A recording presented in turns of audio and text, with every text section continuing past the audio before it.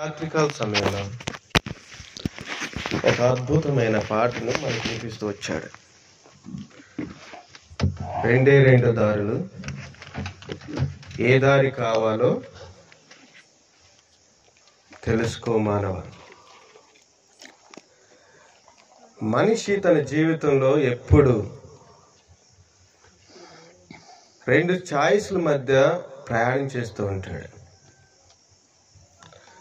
ప్రతిసారి తను పుట్టినప్పటి నుంచి చివరి గడియ వరకు ఎప్పుడు కూడా రెండు చాయిసెస్ ఉంటాయి.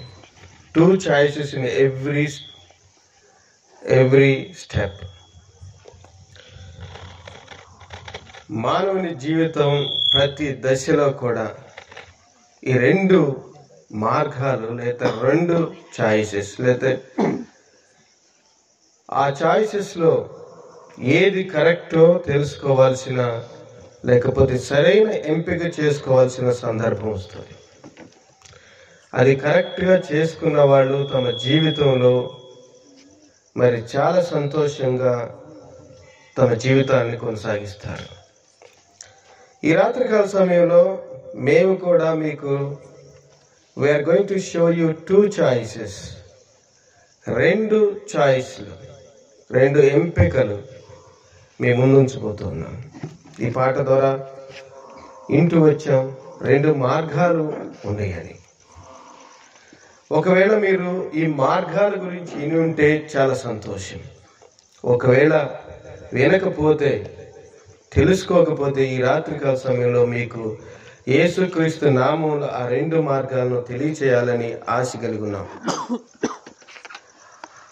లూకా సువార్త 16 అధ్యాయం 24-25 వచనాలలో, లూకా సువార్త 16 అధ్యాయం 24-25 వచనాల్లో ఇద్దరు వ్యక్తులు ఉన్నట్లుగా మనం చూడొచ్చు. ఒకరి పేరు దరిద్రుడు అని, లాజరు దరిద్రుడు అని అతని గురించి మాట్లాడుతూ వచ్చారు. ఇంకొక వ్యక్తి ఉన్నాడు, అతను ధనవంతుడు, ఊదారంగు బట్టలు, సన్నపునార బట్టలు, వస్త్రాలు ధరించుకొని ప్రతి దినము బహుగా సుఖించిన వాడని రాయబడింది. 2 డిఫరెంట్ లైఫ్ స్టైల్స్. ఒకరైతే చాలా గొప్ప ధనవంతుడు, ప్రతిదినం బహుగా సుఖించిన వాడని రాయబడింది. ఇంకొకరు మరి లాజరు దరిద్రుడు అని బైబిల్లో రాయబడింది. ఇట్లా బైబిల్లో రాయబడి ఉన్న మాటలను మీ దృష్టికి తీసుకురావాలని ఆశ కలిగి ఉన్నాం. ఒక దినాన వీళ్ళిద్దరూ మరణించారు. ఒక సమయం వచ్చింది, this is the truth, we are all going to die. మనమంతా మరణించబోతున్నాం, whether you believe it or not. ఇది ఫ్యాక్ట్, మనకందరికి తెలుసు. ఒక దినం రాబోతుంది, ఆ దినాన ఖచ్చితంగా మనం మరణిస్తాం. అందుకనే జనం ఏమంటారంటే, పుట్టిన నరుడు గిట్టక మానడంట. మనం పుట్టాం, ఖచ్చితంగా ఒక దినం వస్తుంది, ఆ దినాన మరణిస్తాం. అయితే ఈ బ్రతికినంత కాలము చనిపోయే లోపు మనం అర్థం చేసుకోవాల్సింది ఏంటంటే, ఒకటి సరైన మార్గం ఉంది, ఆ మార్గాన్ని అర్థం చేసుకోవాల్సిన అవసరం ఉంది. ఇక్కడ ఇద్దరు వ్యక్తులు ఉన్నారు, ఒకరు ధనవంతుడు, ఒకరు దరిద్రుడు. ఇద్దరు మరణించారు. ఇద్దరు మరణించిన తర్వాత ఒకరు ఒక మార్గానికి వెళ్ళారు, ఇంకొకరు ఇంకొక మార్గానికి వెళ్ళారు. ఒకరైతే దేవుని సన్నిధిలో ఉన్నట్లుగా మనం చూస్తున్నాం. ఈయన దరిద్రుడు అని రాయబడి ఉంది. అంతేకాదు, తనకు తినటానికి కూడా ఏమీ లేనివాడుగా అత్యంత పేదరికంలో బ్రతికిన లాజరు అని రాయబడి ఉంది. ఇంకా ఆయన రొట్టె ముక్కలు ఏదైనా బల్ల కింద పడితే ఆ రొట్టె ముక్కలు తిని బ్రతకాలని అనుకున్నవాడు. ఏది దొరికినా చాలా అది తిని బ్రతుకుతాను అని అనుకున్నవాడు. ఇంకొక వ్యక్తి బహుగా సుఖించిన వాడంట. అతడు ఓదారంగు బట్టలు, అంటే the best, the fine close, the finest close, ఆయన బ్రాండెడ్ డ్రెస్సులు వేసుకున్నవాడుగా మనం చూస్తున్నాం. అన్ని బ్రాండెడ్ వస్తువులు వాడాడు. తన లైఫ్ స్టైల్ ఎంత రిచ్గా ఉంది. ఒక దినం మరణించిన తర్వాత ఆయన మాటలు ఈ రాత్రికాల సమయంలో మీకు వినిపించాలని మేము ఆశపడతా ఉన్నాం. ఆ మాటలు ఏముండే చూద్దాం. లూకా సువార్తలో ఆ 16వ అధ్యాయం 24వ వచనంలో ఈ విధంగా రాయబడి ఉంది. ఆయన మరణించిన తర్వాత ఆయన నరకములో, నిత్య నరకములో పడవేయబడ్డాడు. అప్పుడు ఆయన ఈ విధంగా మాట్లాడుతున్నాడు. తండ్రివైన అబ్రహామా, నా యందు కనికరపడి తన వ్రేలి కొన నీళ్లను ఉంచి నా నాలుకను చల్లార్చుటకు లాజరును పంపుము. నేను ఈ అగ్నిజ్వాలలో యాతన పడుతున్నానని కేకలు వేసి చెప్పాను. యాతన పడుతున్నాను, ఈ బాధను భరించలేకపోతున్నాను. మరి కనీసం వ్రేలి కొనలో వచ్చే ఆ నీళ్ళన్నా నాకు నా నాలుక మరి ఈ నాలుకను చల్లార్చడానికి లాజరును పంపించు అని అడుగుతా ఉన్నాడు. అప్పుడు సమాధానం చూద్దాం. అందుకు అబ్రాహాము, కుమారుడా, నీవు నీ జీవిత కాలమందు నీకు ఇష్టమైన సుఖము అనుభవించితివి, అలాగనే లాజరు కష్టం అనుభవించినని జ్ఞాపకం చేసుకోను. ఇప్పుడైతే వాడు ఇక్కడ నెమ్మది పొందుతున్నాడు, నువ్వు వేదన పడుతున్నావు. ఇతను చేసింది ఏంటంటే, ఏం చేశాడు తెలుసా? అతడు తనకిష్టమైన సుఖమును అనుభవించాడు. ఇంతకుముందు మేము ఒక పాట పాడుతూ వచ్చాం. నీ జీవితంలో ఏంటి ఆ పాట? నీ జీవితంలో గమ్యం ఏదో. Do you know the destination of your life? How are you living? Do you know the destination? Do you know where do you go when you die? చనిపోయిన తర్వాత నువ్వు ఎక్కడికి వెళతావో నీకు తెలుసా? నీ జీవిత గమ్యం ఏమిటో తెలుసా? నువ్వెందుకు పుట్టావో తెలుసా? నువ్వు మరణించిన తర్వాత ఎక్కడికి వెళతావో తెలుసా? వాటన్నిటికీ సమాధానాలు ఈ పరిశుద్ధ గ్రంథంలో రాయబడినాయి. ఇద్దరు మరణించిన తర్వాత ఒకరు పరలోకం వెళ్ళారు. That is the one way. The other way is there. That's a terrible thing. The most terrible place, the hell. ఈ నరకంలోకి ఆయన మరి మరణించిన తర్వాత వెళ్ళాడు. దానికి కారణం ఏమిటంటే తను తనకిష్టమైనట్లుగా జీవించినట్లు. జీవితంలో మనం సాధారణంగా మోడర్న్ ప్రపంచంలో ఉన్నాము కనుక ప్రజలందరూ అనేది ఏమిటంటే, it's my life, I can live the way I like. ఇది నా జీవితం, నా ఇష్టం వచ్చినట్టు నేను జీవిస్తాను. ఇంకా కొంతమంది అంటారు, the life is short, so enjoy a lot. The enjoy however you like, wherever you like, with whom you are like. నువ్వు నీ జీవితాన్ని చాలా చిన్నది కనుక ఈ జీవితాన్ని నీ ఇష్టం వచ్చినట్లు జీవించు. ఎక్కడంటే అక్కడ జీవించు, ఎవరితో అంటే వాళ్ళతో జీవించు. నిన్ను ఆపేవాళ్ళు ఎవ్వరూ లేరు. Utilize every opportunity. ఏ ఆపర్చునిటీ వచ్చిన దాన్ని ఉపయోగించుకో, నీ జీవితాన్ని సుఖంగా మార్చుకో అని చెప్తా ఉంటారు. ఈ రాత్రికాల సమయంలో మీకు తెలియజేస్తా ఉన్నాను, ఇద్దరు మనుషులు ఈ బైబిల్లో ఇద్దరు మనుషుల గురించి రాయబడింది. ఒకరు దరిద్రుడుగా ఉన్నాడు, తినటానికి తిండి లేని పరిస్థితిలో ఉన్నాడు. కానీ ఆ వ్యక్తికి ఉన్నది ఏంటో తెలుసా? ఆ వ్యక్తి ఎంపిక చేసుకుంది ఏంటో తెలుసా? సరైన మార్గం. ఈ గ్రాబ్ ద రైట్ ఆపర్చునిటీ. సరైన అవకాశాన్ని, సరైన మార్గాన్ని తను అందిపుచ్చుకున్నాడు. ఇంకొక వ్యక్తి ఉన్నాడు, ధనవంతుడై ఉన్నాడు, తనకు సమస్తం ఉంది, తన దగ్గర అనేక మంది పన్ను మనుషులు ఉన్నారు. తను మరి ఏది చేయాలనుకుంటే అది చేయగలిగిన శక్తివంతుడై ఉన్నాడు, ధనికుడై ఉన్నాడు, సమస్త సౌకర్యాలని తనకిష్టమైనట్టు జీవించినట్లుగా బైబిల్లో రాయబడింది. కానీ తాను చేసింది ఏంటంటే, he never thought of the end of their lives. వాళ్ళ జీవితాల యొక్క అంతం ఏమిటన్నది అతను ఎన్నటూ కూడా ఆలోచించలేదు.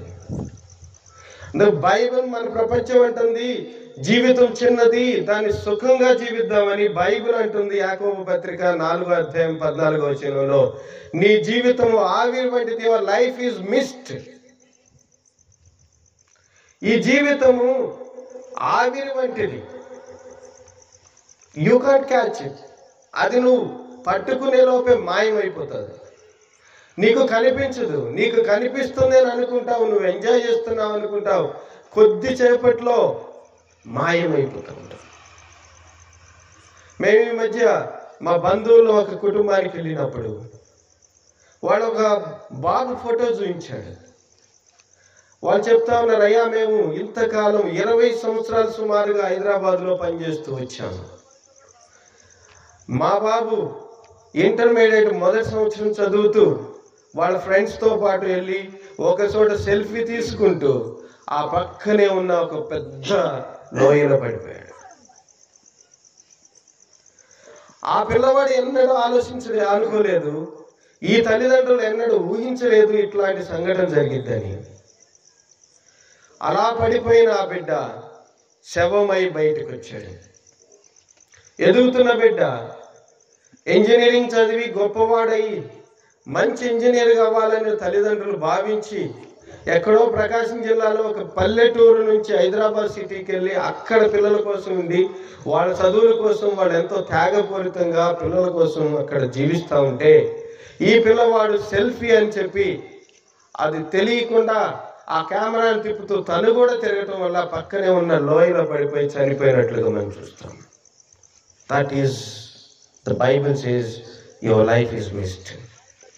మనం అనుకుంటాం మనకి చాలా సమయం ఉంది అనుకుంటాం, మనం అనుకుంటాం మనకి ఎన్నో ఉండే అనుకుంటాం, మనం అనుకుంటాం మమ్మల్ని ఆపగలిగే దేవుడు అనుకుంటాం, మనం అనుకుంటాము మేమిప్పుడు మరణించము అనుకుంటాము. It is fact, you don't know when you are going to die. మనకి తెలియదు, నీకు తెలియదు నువ్వెప్పుడు మరణిస్తున్నావు. అందుకని బైబిల్ స్పష్టంగా చెప్తా ఉంది. చెప్పడమే కాదు, దిస్ ఈజ్ అ వార్నింగ్, ఇది ఒక హెచ్చరిక. ప్రతి మానవుడికి ఇది ఒక హెచ్చరిక. మానవ జీవితము ఆవిరి వంటిది. నువ్వు అనుకోవచ్చు నాకేమీ కాదులే అని. అట్లా అనుకున్న వాళ్ళు చాలా మంది ఈ లోకం నుంచి వెళ్ళిపోయారు. ప్రపంచంలో మనం తయారు చేసే ప్రతి వస్తువుకి ఒక గ్యారంటీ ఉంది, లేకపోతే వారంటీ ఉంది. నేను వాడుతున్న ఫోన్కి వారంటీ ఉంది, నేను మాట్లాడుతున్న ఈ మైక్కి వారంటీ ఉంది, నేను వాడుతున్న ప్రతి వస్తువుకి వారంటీ ఉంది. కానీ but I don't have any warranty or guarantee. అందుకనే బైబిల్ స్పష్టంగా రాయబడ్డమాట, యు ఆర్ అ మిస్ట్, నువ్వు ఆవిరి వంటి వాడు. ఈ విషయాన్ని గమనించాలని రాత్రికాల సమయంలో నేను మీ దృష్టికి తీసుకొస్తా ఉన్నాను. మనకు అవకాశం ఉన్నప్పుడు ఆ అవకాశాన్ని మరి ఉపయోగించుకుందాం. ఈ రాత్రికాల సమయంలో దేవుడు 2 దారులను మనకు చూపిస్తా ఉన్నాడు. ఒక దారిన జీవం ఉంది, ఒక దారిన మరణం ఉంది. ఏది కావాలో ఎంపిక చేసుకో. బైబిల్ ఏ విధంగా రాయబడి ఉంది? సామెతలు 10:5లో ఏసవి కాలంలో కూర్చువాడు బుద్ధిగల కుమారుడు, కోతకాలం నిద్రించువాడు సిగ్గుపరుసు కుమారుడని.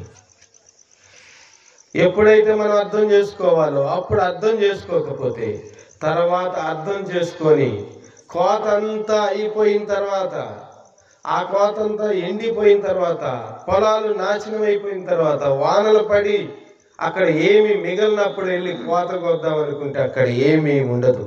అందుకనే ఒక కొటేషన్ ఉందండి, popular quotation, opportunities neglected never be recovered. Opportunities neglected. నువ్వు అవకాశాన్ని కానీ నిర్లక్ష్యం చేస్తే, దేవుని మాటలు నిర్లక్ష్యం చేస్తే, నీకు అవకాశం వచ్చినప్పుడు మనం బ్రతికుండగానే ఆ మాటను నిర్లక్ష్యం చేస్తే, you never recover those things.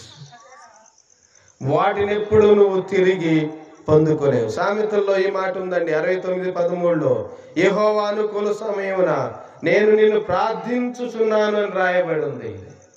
ఒక భక్తుడు అనుకూల సమయం, ఆపర్చునిటీ వచ్చినప్పుడు, అవకాశం వచ్చినప్పుడు తను ప్రార్థన చేస్తూ వచ్చాడు. ఇంకా యెషయా గ్రంథం 55:6లో యెహోవా మీకు దొరుకు కాలమునందు ఆయనను వెదుకుడి. Is available, very much available. అతను ఇప్పుడు యెహోవా మన దేవుడు ఇప్పుడు దొరుకుతున్నప్పుడు ఆయన వెదుకుడి, ఆయన సమీపంలో ఉండగానే ఆయన వేడుకొనుడి అని రాయబడి ఉందండి. ఆయన ఈరోజు మన చెంతకు వచ్చాడు. మన వీధుల్లో ఈ మాటలు వినపడుతున్నాయి. ఒకవేళ ఈ వీధిలో ఈ మాటలు వినపడని రోజు రావచ్చు. ఒకవేళ ఈ లోకంలో మనం లేని రోజు రావచ్చు. ఆ లోపే ఈ మాటలు వినాల్సిన అవసరం ఉంది. అందుకనే యెరెమీయా గ్రంథంలో ఒక మాట ఉందండి,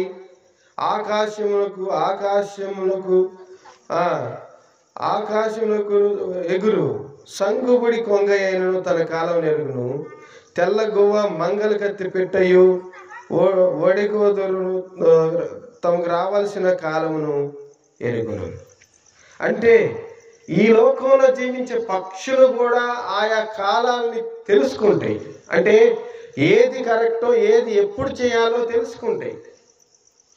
కానీ మానవుడు ఈ లోకంలో ఉన్న సుఖాలను అనుభవిస్తూ, ఈ లోకంలో ఉన్న రిసోర్సెస్ని అనుభవిస్తూ, ఇది నాకు ఏం కాదు, నేను ఇది పుట్టిందే వీటన్నిటిని అనుభవించడానికి అన్నాడు. అందుకని అమెరికాలో ఒక ఆయన ఉన్నాడు. ఆయన ఏం చెప్తా అంటే రిక్ వారెన్ అని, మీరు ఈ లోకంలో పుట్టింది ఈ లోకంలో ఉన్న వాటిని వాడుకొని చనిపోవటానికి కాదు, you are born to give something to the earth.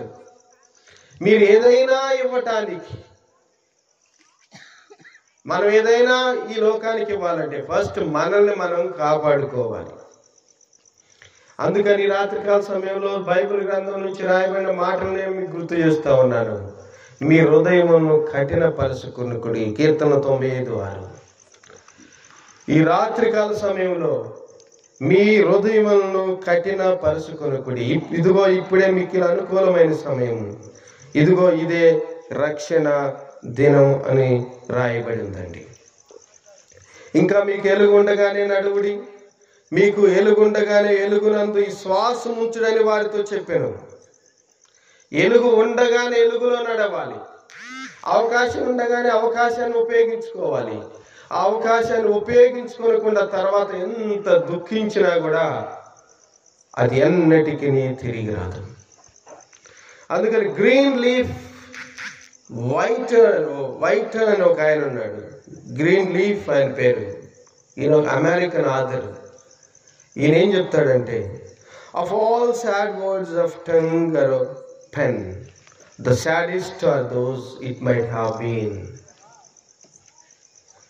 దాని అర్థం ఏంటంటే, ఈ ప్రపంచంలో ఎవరైనా మాట్లాడింది కానీ, ఈ ప్రపంచంలో ఎవరైనా రాసింది కానీ అత్యంత విషాదకరమైన మాటలు ఏమైనా ఉన్నాయంటే అవి ఏంటంటే, అలా జరిగి ఉండకుండా ఉంటే ఎంత బాగుండేది. ఇక్కడ ధనవంతుడు ఉన్నాడండి. ఆయన అంటున్నాడు, నేను కూడా ఇక్కడ వేతన పడుతున్నానే, నా ఇంటి దగ్గర ఉన్న దరిద్రుడు పరలోకంలో సంతోషంగా ఉన్నాడే, నేనైతే ఇక్కడ వేతన పడుతున్నాడే, ఇట్లా జరగకుండా ఉంటే ఎంత బాగుండు. అవకాశం వచ్చినప్పుడు ఆ అవకాశాన్ని వదులుకొని, నీ దగ్గరకు వచ్చినప్పుడు నువ్వు కాదని, నీ సెంతకు వచ్చినప్పుడు నువ్వు కాలదనుకున్నప్పుడు అలాగూ రిపెంట్ కాకుండా ఉండాలి అంటే, గ్రీన్ లీఫ్ చెప్పినట్లుగా అవి అత్యంత విషాదకరమైన మాటలు నీ జీవితంలో ఉండకుండా ఉండాలి అంటే మనం చేయాల్సింది ఏంటంటే వచ్చిన అవకాశాన్ని ఉపయోగించుకోవాలి. బైబిల్లో ఒక వ్యక్తి ఉన్నాడండి, అతను బహు ధనవంతుడని రాయబడి ఉంది. ఆయన ధనవంతుడంట. మార్కు సువార్త 10:17. ఈయన నిత్య జీవనకు నేను ఏమి చేయాలి అని చెప్పి కనుక్కుందామని యేసుక్రీస్తు దగ్గరకు వచ్చాడండి. యేసుక్రీస్తు దగ్గరకు వచ్చినప్పుడు యేసుక్రీస్తు అతను ప్రేమించి ఈ మాటలు చెప్పిన రాయబడింది. అతను యేసుక్రీస్తు అతన్నే కాదు, బైబిల్ ఈ విధంగా రాయబడింది. దేవుడు లోకమును ఎంతో ప్రేమించెను. లోకం అంటే ఈ మట్టి, ధూళి, ఈ గాలి, నీరు కాదండి. గురిజాడ అప్పారావు అంటారు, దేశం అంటే మట్టి కాదు, ఈ దేశం అంటే మనుషులు. God loves the people. God loves the entire world. ఇలా రాయబడి ఉంది బైబిల్లో. దేవుడు లోకమును ఎంతో ప్రేమించెను. ఈ యవనస్తుడిని కూడా, ఈ రిచ్ మ్యాన్ ని కూడా, ఈ ధనవంతుడిని కూడా దేవుడు ప్రేమించి, యేసుక్రీస్తు ప్రేమించి ఏం చెప్పాడంటే, నీకున్నదంతయు అమ్మి పేదలకు ఇచ్చి నన్ను వెంబడించమన్నప్పుడు అతను నిత్య జీవాన్ని వదులుకోవడానికి ఇష్టపడ్డాడు, కానీ తన ధనాన్ని వదులుకోవడానికి ఇష్టపడలేదు. He has two choices. ఒకటి ధనం ఉండటం, రెండోది యేసుక్రీస్తుని వెంబడించటం. ధనం కావాలా, యేసుక్రీస్తు కావాలా అని అడిగాడు ఆ రాత్రికాల సమయంలో యేసుక్రీస్తు ధనవంతుడిని. ఆ ధనవంతుడికి రెండు మార్గాలు కనపడతా ఉన్నాయి. ఒకటి ధనవంతుడిగా తన జీవితాన్ని కొనసాగించడం, రెండోది ధనాన్ని మొత్తాన్ని వదులుకొని యేసుక్రీస్తుని వెంబడించడం. అతను ఆలోచించాడు, which is the right choice, ఏది సరైన మార్గం అని ఆలోచించాడు. కానీ హీ మేడ్ ఎ మిస్టేక్. తాను ధనవంతుడు గనుక, బహుధనవంతుడు గనుక వ్యసనపడి ఈ ధనాన్ని అంతటిని పేదలకిచ్చి నేను యేసుక్రీస్తుని వెంబడించాలని చెప్పి, యేసుక్రీస్తు లేకపోయినా పర్లేదు, నిత్య జీవం లేకపోయినా పర్లేదు, నేను ఈ ధనంతో ఉంటానని చెప్పి యేసుక్రీస్తు నుంచి దూరంగా వెళ్ళినట్లుగా మనం చూస్తాం. కానీ మత్తయి సువార్తలో 9వ అధ్యాయంలో ఒక వ్యక్తి ఉన్నాడండి. ఆయన మత్తయి. ఈ మత్తయి ఆ గ్రామంలో అత్యంత పాపిగా ప్రజలు పరిగణిస్తుండేవాడు. ఎందుకంటే ఈజ్ ఎ ట్యాక్స్ కలెక్టర్, సుంకరి. ఇశ్రాయేలు దేశంలో వీళ్ళు రోమీల కోసం పనిచేస్తూ రోమా ప్రభుత్వానికి ఉద్యోగులుగా పనిచేయటం వల్ల అక్కడున్న ప్రజలందరూ వీళ్ళని చేదరించుకునేవాళ్ళు. ఈ మత్తయి అనే వ్యక్తి దగ్గరకు ఒక దినాన యేసుక్రీస్తు వచ్చాడు. మత్తయి సువార్త 9వ అధ్యాయం 9వ వచనం నుంచి 13వ వచనాలు కానీ మనం చూస్తే, యేసుక్రీస్తు ఈ మత్తయితో ఎక్కువ మాట్లాడలేదు, కానీ ధనవంతుడితో అనేక విషయాలు మాట్లాడాడు.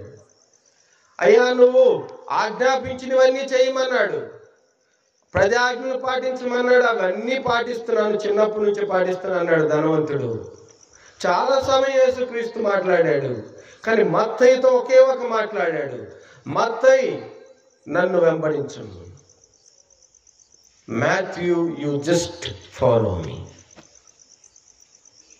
ఓన్లీ వన్ కమాండ్, ఒక్క ఆజ్ఞ, ఒక్క మాట.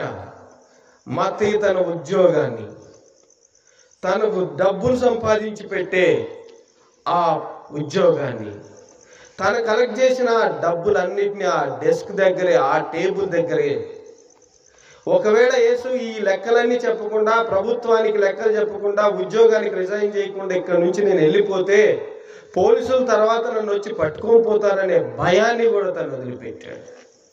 నాకేమీ కాదు, is the right person to follow. Is the right person to follow, is the right person to live with him.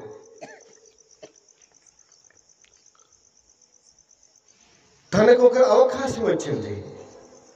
ఈ పాపపు జీవితంలోనే డబ్బులు సంపాదించుకుంటూ, ఈ డబ్బులు సంపాదించుకుని ఈ డెస్క్ దగ్గరే కూర్చొని ఉండాలా, లేకపోతే నిత్య జీవపు మాటలు కలిగిన యేసుక్రీస్తుని డబ్బులన్నిటిని వదిలేసుకొని వెంబడించాలా అని చాయిస్ తను తీసుకోవాల్సి వచ్చినప్పుడు, ఈ గ్రాబ్ ద రైట్ ఆపర్చునిటీ. తనకు అవకాశం వచ్చింది. ఈ made a right choice. He made the right decision to follow Jesus Christ. వాటన్నిటిని సమస్తాన్ని వదిలిపెట్టాడు. బహుశా తన ఇంట్లో చెప్పాడో చెప్పలేదో, చెప్పినట్టుగా అయితే బైబిల్లో రాయబడలేదండి. తన కుటుంబాన్ని పట్టించుకున్నాడో లేదో అవన్నీ బైబిల్లో రాయబడలేదు. కానీ ఇమ్మీడియట్లీ యేసుక్రీస్తుని వెంబడించినట్లుగా చూశాం. అందుకని ఎఫెసీ పత్రికలో ఒక మాట ఉంది, జ్ఞానుల వలె సమయాన్ని ఉపయోగించుకోనండి. Is a wise man to take the wise decision. అత్యంత తెలివైన వ్యక్తిగా మనం మాథ్యూని పరిగణించవచ్చు. ఎందుకంటే ఒక అవకాశం వచ్చింది తన పాప జీవితాన్ని అంతటిని వదులుకొని యేసుక్రీస్తుని వెంబడించడానికి. అవకాశం వచ్చినప్పుడు తను అవకాశాన్ని ఉపయోగించుకున్నాడు. ఇంగ్లాండ్లో ఒక ఆయన ఉన్నాడండి, ఆయన పేరు క్రిస్టియన్ వైజ్. ఆయన ఒక బోధకుడు, బైబిల్ బోధకుడు. ఆయన ఒక దినాన దేవుడు ఆఫ్రికా ఖండం వెళ్ళని పిలిచినప్పుడు ఆయన, ప్రభా నేను ఆఫ్రికా ఖండం వెళ్ళలేను, నేను ఇక్కడే ఉండిపోతానని చెప్పి అక్కడే ఉండి తను ఒక మంచి బిజినెస్ స్టార్ట్ చేసి బాగా సంపాదించి తను మరి జీవితాన్ని కొనసాగిస్తూ ఉన్నాడు. ఎంతో డబ్బులు సంపాదించాడు. ఆ తర్వాత పెళ్లి చేసుకున్న తర్వాత ఒక బాబు పుట్టాడు. తను సంతోషంగా ఉన్నాడు. ఒకరోజు సడన్గా తన పిల్లవాడు ఒక చిన్న స్టూల్ ఎక్కి ఆడుకుంటూ ఆ స్టూల్ మీద నుంచి పడి చనిపోయాడు. ఇది కట్టుక కాదండి, this is a real story of Christian wise. తను ఆఫ్రికా వెళ్ళాలనే అవకాశం తనకు వచ్చింది, దేవుని సేవ చేయాలనే అవకాశం వచ్చింది. ఆ అవకాశాన్ని వదిలివేసుకొని నేను వ్యాపారం చేసుకుంటాను, వ్యాపారంలో సంపాదించుకుంటాను, సుఖంగా ఉంటాను, నా బిడ్డలకు సంపాదించుకుంటాను అనుకున్నాడు. ఆ బిడ్డ కింద పడిపోయి అకారణంగా పెద్ద దెబ్బలు కనిపించకపోయినా ఆ బిడ్డ చనిపోయినప్పుడు తను అక్కడే కూర్చొని ఆలోచిస్తా ఉన్నాడు. దేవుడు పిలిచినప్పుడు నేను కదలలేదే, దేవుడు పిలిచినప్పుడు నా స్వార్థం గురించి ఆలోచించానే, దేవుడు పిలిచినప్పుడు నేను ఒక అందమైన భార్యని పెళ్లి చేసుకొని నేను సంతోషంగా ఉండాలనుకున్నానే, దేవుడు పిలిచినప్పుడు నా పిల్లల కోసం ఎంతో పోగేయాలనుకున్నానే, ఈ సంపాదించినవన్నీ ఎవరికి ఇవ్వాలి? Where do I keep all these things? ఇవన్నీ నేను ఎక్కడ పెట్టాలి? ఎవరి కోసం నేను సంపాదించాను? ఎవరి కోసం ఇంత? ఇదంతా ఎవరి కోసం? ఈ బిడ్డ కోసం చేస్తే ఈ బిడ్డే లేకుండా పోయాడే. I made the wrong decision. తను ఎంతో దుఃఖించాడు, తను ఎంతో బాధపడ్డాడు. అవకాశం వచ్చినప్పుడు, దేవుని పిలిచినప్పుడు బయలుదేరకుండా తనకొచ్చిన అవకాశాన్ని ఒక అజ్ఞాని వలె పోగొట్టుకొని, తన జీవితంలో కూడా తన బిడ్డను పోగొట్టుకొని మరి ఏమీ లేని వాడిగా మిగిలిపోయాడు. ఆ సంపాదించిన ధనం తనకి ఏ సంతోషాన్ని ఇవ్వలేదు. అవకాశం వచ్చినప్పుడు ఆ అవకాశాన్ని పోగొట్టుకుంటే మన జీవితాల్లో దుఃఖము, పశ్చాత్తాపం తప్ప ఏమీ మిగలదన్న సంగతిని రాత్రికాల సమయంలో మీకు గుర్తు చేయాలనుకుంటున్నాను. దేవుడు మనతో మాట్లాడుతున్నాడు. రిచర్డ్ బ్రాన్సన్ అని ఒక ఆయన ఉన్నాడు. Is American business man. ఈయన ఒక మాట చెప్తాడండి, if somebody gives an opportunity, say yes and then learn about it. ఎవరైనా ఒక అవకాశం ఇస్తే ఫస్ట్ మీరు చేయాల్సింది ఏంటంటే, నేను చేస్తాను, నేను నమ్ముతానని చెప్పు. ఆ తర్వాత అదేంటో తర్వాత తెలుసుకోవచ్చు. అలాంటి దానిని నమ్మిన, ఆ సిద్ధాంతాన్ని నమ్మిన ఈ రిచర్డ్ బ్రాన్సన్ అని ఆయన ఇప్పుడు 400 కంపెనీలకి అమెరికాలో ఓనర్గా ఉన్నాడండి. ఆయన అంత గొప్పగా ఆశీర్వదించబడటానికి, అంత గొప్పగా అవటానికి కారణం ఏంటో తెలుసా? ఒక అవకాశం వచ్చినప్పుడు ఆయన దాన్ని వదులుకోలేదు. మనకు అవకాశం వచ్చినప్పుడు దాన్ని వదులుకున్నాము అంటే, ఒక మంచి మార్గంలో పయనించడానికి ఒక మంచి అవకాశం వచ్చినప్పుడు, దేవునితో కలిసి నడవడానికి అవకాశం వచ్చినప్పుడు దాన్ని వదులుకుంటే, you will repent for it. దానికి మనం పశ్చాత్తాపడాలి. ఈ ధనవంతుడు ఎంతో రోధిస్తూ ఉన్నాడు. అవకాశం వచ్చినప్పుడు అవకాశాన్ని పోగొట్టుకున్నారే. ఆ పేదవాడిని చూసినప్పుడు ఆ పేదవాడు నమ్మిన దేవుని నేను నమ్మలేకపోయానే. ఆ పేదవాడు ప్రార్థించిన దేవుణ్ణి నేను ప్రార్థించలేకపోయానే, ఇప్పుడు నిత్య అగ్నిలో మరి వేతన పడుతున్నానే, నన్ను తప్పించేది ఎవరు? నన్ను తప్పించకపోయినా కనీసం నా కుటుంబంలో ఉన్న వాళ్ళు ఎవరైనా వాళ్ళను తప్పించే వాళ్ళు ఉన్నారా అని పశ్చాత్తాపడుతూ ఉన్నారు. You may regret, but who will save you if you miss this opportunity? ఈ అవకాశాన్ని చేతులు వదిలిపెట్టుకుంటే, యేసుక్రీస్తు చేతులు సాచి ఈ సువార్తను మీకు వినిపిస్తుంటే, ఈ సువార్త మీ గడప దాకా వస్తే, మీ ఇంటి దాకా వస్తే, ఈ సువార్తను మీరు వదిలిపెట్టుకుంటే, ఈ ధనవంతుడు వలె ఒకవేళ పశ్చాత్తాపడాల్సిన అవసరం వస్తుందేమో. వదిలిపెట్టుకుంటే ఖచ్చితంగా పశ్చాత్తాపడాల్సిన అవసరం వస్తుంది. మాథ్యూ వలె you make the right decision. ఈ రాత్రికాల సమయంలో మేము వేడుకుంటా ఉన్నాం, ఈ అవకాశాన్ని ఉపయోగించుకుని. బైబిల్లో పౌలు అని ఒక ఆయన ఉన్నాడు. ఆయన దేవుని నమ్మటానికి, దేవుణ్ణి తెలుసుకోవడానికి ఫిలిప్పీ పత్రికలో ఒక మాట ఆయనే రాశాడు. ఆయనకున్న 8 ప్రివిలేజెస్ ఆయన వదులుకున్నట్లుగా బైబిల్ రాయబడింది. అంత మాత్రమే కాదు, ఆయన సమస్తాన్ని పెంటతో సమానంగా ఎంచుకున్నట్లుగా రాయబడింది. ఎందుకంటే యేసుక్రీస్తు మనకు నిత్య జీవాన్ని ఇచ్చే దేవుడు కనుక దానికోసం సమస్తాన్ని వదులుకుంటాను. కాబట్టి యోహాను సువార్త 6:37లో ఏం రాయబడి ఉందంటే, I will never cost out, నా యొద్దకు వచ్చు వాని ఎంత మాత్రమును తోసివేయను. ఎవరైనా ఈ యేసుక్రీస్తు నామములో విశ్వాసం ఉంచాలని ముందుకు వస్తే వాని ఎన్నటికీ త్రోసివేయడంట. ఈ యేసుక్రీస్తు ఎవరు? ఎన్నిసార్లు మనం ఆ మాటలు వింటూ వచ్చాము. ఈ యేసుక్రీస్తు ఈ లోకానికి మనిషిగా వచ్చిన వాడు. యోహాను పత్రికలో ఏం రాయబడి ఉందంటే, ఆయన మన కొరకు ప్రాణము పెట్టిన దేవుడు.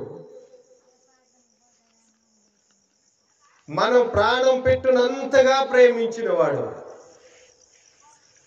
ఎందుకంటే పాపం వల్ల వచ్చు జీతము మరణం అని బైబిల్లో రాయబడి ఉంది. మనం పాపులం అన్న సంగతి మనకు అర్థం కాకపోతే ఈ రాత్రికాల సమయంలో అర్థం చేసుకోవడానికి ప్రయత్నిస్తాం. మనము పాపులం అన్న సంగతిని మనం గుర్తెరగాలి. నీతిమంతుడు లేడు, ఒక్కడు లేడని బైబిల్ చదివిస్తా ఉంది. ఎవరైనా సరే ఈ మాటలు నమ్మితే, దేవుని దగ్గరకు వస్తే వాళ్ళని ఎన్నటికీ త్రోసివేయడని చెప్తామన్నాడు. ఈ రాత్రికాల సమయంలో నేను ముగించే ముందుగా మీకు నేను గుర్తు చేయాల్సింది ఏంటంటే, if you miss this opportunity, what happens? ఒకవేళ మీరు ఈ సువార్తను కానీ మిస్ అయితే, ఈ మాటలు కానీ మిస్ అయితే, ఈ దేవుని కానీ మీరు మిస్ అయితే, మీరు ఏం పోగొట్టుకుంటారో తెలుసా? చూడండి, మలాకీలకు రాసిన మలాకీ గ్రంథం 4:1 నియమింపబడిన దినం వచ్చుచున్నది. ఒకవేళ మీరు గాని ఈ సువార్తను, ఈ మాటలను నిర్లక్ష్యం చేస్తే, ధనవంతుడు వలె అవకాశం ఉన్నప్పుడు దేవుణ్ణి అంగీకరించకపోతే, ఒక దినం రాబోతూ ఉంది. A day is going to come. ఒక దినం రాబోతూ ఉంది. కీర్తనలో 62:12 ప్రకారం మనుషులందరికీ వారి వారి క్రియల చొప్పున నీవే ప్రతిఫలం ఇచ్చున్నావు అని రాయబడి ఉంది. మనుషులందరూ చేసిన క్రియలకి వారందరికీ ప్రతిఫలం ఇచ్చే రోజు రాబోతా ఉంది. Whether they are good or bad, whether you do good things or bad things, whatever you do, you are accountable to God for every action in this world, every word, every action. ప్రతి మాట, ప్రతి పని, దానికి లెక్క చెప్పవలసిన అవసరం ఉందన్న సంగతి బైబిల్ స్పష్టంగా రాయబడింది. రోమపత్రిక 2:5లో నీకు నీవే ఉగ్రతను సమకూర్చుకుంటున్నావు అని రాయబడింది. ఒకవేళ ఈ మాటలు కానీ నీకు నిర్లక్ష్యం చేస్తే, if you neglect this opportunity, if you neglect these words and you are bringing yourself the wrath of God, దేవుని ఉగ్రతను నీ అంతట నువ్వే ఆహ్వానించున్నావు. ఏంటో తెలుసా? దేవుని ఉగ్రత ఒక రోజు వస్తుంది. ఆ ఉగ్రత ఏంటంటే ప్రకటన గ్రంథం 21:8 అగ్ని గంధకంతో మండు గుండంలో వీళ్ళందరూ కూడా ఒక లిస్ట్ ఉందండి. వాళ్ళందరూ కూడా, ఆ పాపులందరూ కూడా మరి అగ్ని గంధకంతో మండే గుండంలో పాలు పంపులు పొందబోతా ఉన్నారు. అదేవిధంగా ప్రకటన 20:15 ఎవరి పేరైన జీవ గ్రంథమందు రాయబడినట్టు కనబడని ఎడల వాడు అగ్నిగుండంలో పడవేయబడును. ద్వితీయోపదేశకాండం 30:19 నేడు జీవమును మరణమును మీ ఎదుట ఉంచుతున్నాను. జీవ గ్రంథంలో పేర్లుంటే మంచిది. జీవ గ్రంథంలో పేర్లు ఉన్నట్టుగాని కనపడకపోతే, this is a right straight warning. ఇది ఆ గ్రంథంలో కానీ మన పేర్లు లేకపోతే, ఆ పేర్లు లేకపోతే అగ్నిగుండంలో పడవేయబడతామన్న సంగతిని జ్ఞాపకం చేస్తాం. ఈ అగ్నిగంధకాల నుంచి, ఈ అగ్నిగుండం నుంచి మనల్ని తప్పించాలని దేవుడు లోకంలో ఎంతో ప్రేమించి తన అద్వితీయ కుమారునిగా పుట్టిన వాని శ్వాసం ఉంచు ప్రతి వాణిని నిత్యజీవం ఇవ్వడానికి ఆయన ఈ లోకానికి వచ్చాడు. మనలాగే ఈ లోకంలో జీవించాడు. మానవుడిగా వచ్చి ఆయన ఈ లోకంలో ఉండి 33 సంవత్సరాలు తను బ్రతికి ఈ లోకంలో మనందరి కోసం శిలువలో తన చివరి బొట్టు వరకు కాచినట్టుగా రాయబడింది. ఎందుకో తెలుసా? ఈ అగ్ని గుండం నుంచి మనం తప్పించడానికి. మనము అగ్నిగుండంతో మన పాపాల నిమిత్తం మనం అక్కడ ఉండాల్సి ఉంటే దేవుడు మన కోసం మరణించినట్లుగా మనం చూస్తాం. ఆయన మన కోసం ఇంత త్యాగం చేస్తే కనీసం ఆయనలో విశ్వాసం ఉంచడానికి మనం ఉంచే అవకాశాన్ని కూడా మనం ఉపయోగించకపోతే అంతకంటే బుద్ధిహీనత ఏముంటుంది? ఈ రాత్రికాల సమయంలో తల ఉంచుదాం. ఒకవేళ ఈ మాటలు మీరు ఇక్కడ ఉండి ఉంటే, లేకపోతే దూరంగా ఉండి ఉంటే, ఈ మాటలను మనం జ్ఞాపకం చేసుకుందాం. బైబిల్లో రాయబడిన దరిద్రుడున్నాడు, ధనవంతుడున్నాడు. దరిద్రుడు తను దరిద్రంగా ఈ లోకంలో పేదరికంలో జీవించినప్పటికీ దేవునితో ఉండే గొప్ప భాగ్యాన్ని సంపాదించుకున్నాడు. ధనవంతుడి లోకంలో తను ఇష్టం వచ్చినట్లు జీవించి తను నిత్య అగ్నిలో అల్లాడిపోతున్నట్లుగా, వేదన పడుతున్నట్లుగా, వేదన అనుభవిస్తున్నట్లుగా మనం చూస్తూ వచ్చాం. దాని నుంచి తప్పించాలని దేవుడు ఆశీర్వదించాడు. ఒకవేళ నువ్వు కూడా ఈ నరకం నుంచి తప్పించబడాలని ఆశ కలిగి ఉంటే ఈ రాత్రికాల సమయంలో మాతో పాటు ఈ మాటలు చెప్పండి. యేసు ప్రభువా, నేను పాపిని, నా పాపం నుంచి క్షమించి ఆ నిత్య అగ్ని నుండి నన్ను తప్పించి నీ కుమారునిగా నన్ను అంగీకరించమని మనం ప్రార్థిద్దాం. మత్తయిని ఏ విధంగా దేవుడు పాపి అయినప్పటికీ, సుంకరైనప్పటికీ, మరి పాపపు సొమ్మును పోగు చేసుకున్న వాడైనప్పటికీ మత్తయిని మార్చి మత్తయిని మరి దేవుని బిడ్డగా చేర్చుకున్నట్లుగా మనం చూస్తూ వచ్చాం. దేవుని అడుగుదాం. ఈ అవకాశం వచ్చింది, ఈ అవకాశాన్ని ఉపయోగించుకుందాం. ఈ అవకాశాన్ని ఉపయోగించుకొని దేవునితో నిత్యము నిరీక్షణ కలిగి ఉండే గొప్ప భాగ్యాన్ని సంపాదించుకుందాం. అలాగే తలలో ఉంచండి. మనందరి కోసం అంకులు ప్రార్థన చేస్తారు. ఇదే సరైన సమయం, సరైన నిర్ణయం తీసుకుందాం. మన జీవితాలు మార్చుకుందాం. మన ఇష్టం వచ్చినట్లు కాకుండా మనం నిత్య జీవంలో జీవం గల దేవునితో ఉండేటట్లుగా మన జీవితాలకు సరైన నిర్ణయాన్ని తీసుకుందాం.